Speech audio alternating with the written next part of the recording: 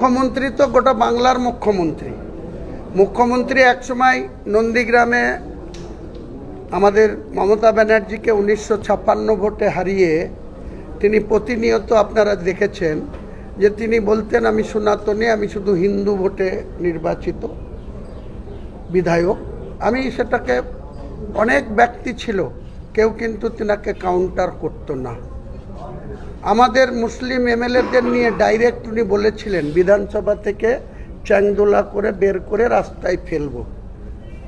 44 জন মুসলিম MLA ছিল, কেউ কিন্তু কাউন্টার করেনি। আমি হুমায়ুন কবির কাউন্টার করেছিলাম, যেটা আপনি বলতে পারেন না। তো আজকে তিনি বাংলার মুখ্যমন্ত্রী, 11.5 কোটি মানুষের তিনি মুখ্যমন্ত্রী। আমি একজন 294 মধ্যে আমি একজন এমএলএ।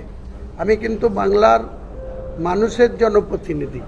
সেখানে আমাকে যে ভোট দিয়েছে তারও জনপ্রতিনিধি, যে আমার এগেনস্টে ভোট দিয়েছে তারও জনপ্রতিনিধি। এই জায়গায় আমি বলতে পারি না আমি শুধু মুসলিম। আমি 1,23,800 ভোট পেয়েছি। আমি কাউন্টিংয়ের হিসাবে আপনাকে দেখিয়ে দেব যে মাত্র অমুসলিমের ভোট 1100।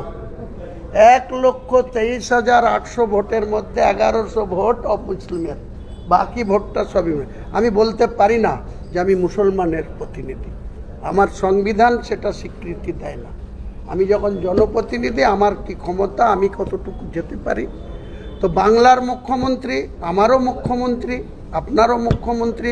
নিশ্চয়ই মুখ্যমন্ত্রীকে বলবো, ক্রীড়ামন্ত্রীকে বলবো, তিনারা কি সহযোগিতা করবেন কি করবেন না, সময় আসলে সে ব্যাপারে আপনি নিশ্চয়ই জানতে পারবেন।